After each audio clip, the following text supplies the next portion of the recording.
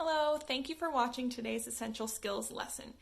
Today I am creating a monthly budget because it's the first day of the month. So I do this every month, and the skills that I'm using for this today are document use. So this would be considered a document. There are lots of different components to fill out. So we're using document use, and the actual budgeting side of things is using numeracy skills. So as you can see, I've started to fill this out. So the first column over here shows that you fill in the date. So April 1st, I got paid. Income source is where the money's coming from. So from my job, I just wrote work, and the amount is $500. Now I know that on April 14th, I'm going to get paid again from my work, the same amount. So that's another $500. I know that that equals a total of $1,000 this month, but if you're not sure about it or you're not very comfortable with adding, you can always use a calculator. So 500 plus 500 equals $1,000. And it is always good to just verify that to make sure that you have the right information. So the next step is going down to fixed expenses. And fixed expenses mean your constant expenses that don't change. So I know that every single month I owe my rent, and that is $250. So I put that under the amount, and the date that it's due this month is April 14th. You'll notice that this column says paid. Some items are checked off and some are not. I have not put a check mark beside my rent because I haven't paid it yet. So the rent is due on the 14th, so I haven't paid it because I'm getting paid on that day, and I'll pay it then.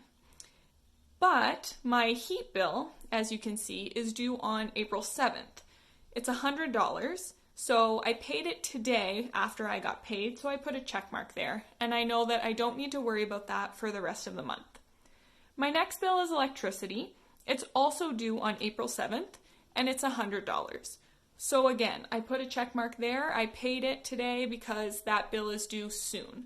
It's due before my next paycheck, so I knew I had to pay it now. My next bill is my phone bill. So that was due today, April 1st, and it's $70. You'll notice there's a check mark there. I paid that right away as soon as I got paid. Number 5 is my car payment. So that's not due until April 20th. It's $105, so I'm waiting for my next pay to pay that. So you'll notice there's no check mark there. The sixth fixed expense I have that I pay every month is my car insurance. It's due on April 25th, and the amount is $95. I have not paid that, so there's no check mark, because it's due later than my next pay. Over here, we have variable expenses. So that means these expenses change from month to month. They're not like your rent payment that's always the same. Something that I pay for every month that changes from month to month is groceries. So this month, I got paid on the 1st, which is today, and I bought my groceries right away. I spent $50 on that from my debit card, so I put a check mark to say that I've paid it. The next thing that I owe as a variable expense this month is my car registration payment. I don't have to pay that every month, but I do have to pay for it this month. It's not due until April 30th. It's $90, so I'm going to wait until my next pay to pay for that. And finally, I owe some money for a birthday present this month. That will be on April 23rd. I'm going to spend probably $25 on my friend Michaela. So that is something, again, I don't have to pay for birthday presents every month, but this month I do. So that's a variable expense.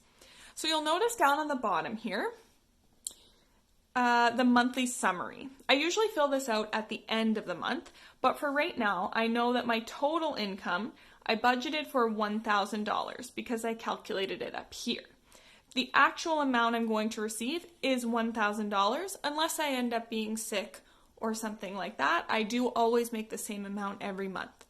There's no difference between what I budgeted and what I actually spent. My total fixed expenses came to $625. I used my calculator to figure that out, and I just added all of the fixed expenses that are there. So 250 plus 100 plus 100 plus 70 plus 105 plus 95. So you'll notice that that comes to 720. I only wrote 625. That's because I calculated it before I added the car insurance. So luckily I used a pencil, which I always do when I'm creating my budget for this reason. I can change it to $720. For my variable expenses, I calculated that here as well.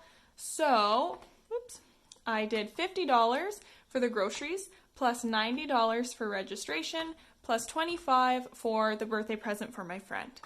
That comes to $165, which I got correct on this time.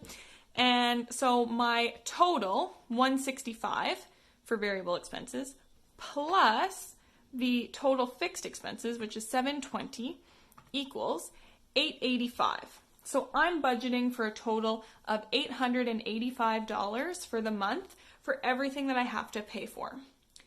Now, hopefully these don't change, and we'll put them over here for $720 and $165. But it's only the first of the month, and I don't know yet how much I'll actually spend. So I'm not going to fill out this different section yet. But again, how you can find that information is by taking the total that you budgeted for and subtracting, or putting the minus sign, how much you actually spent. Now, hopefully this is never going to say that you've overspent, but if it does, things happen, and that's the reason we do this budget, so that we can always kind of review and take control of our financial situation. So thank you for watching this video. Again, the skills that we used here were document use, so filling out the budget, and numeracy, calculating how much money we have, how much money we're spending, and how much money we have left over. Thank you.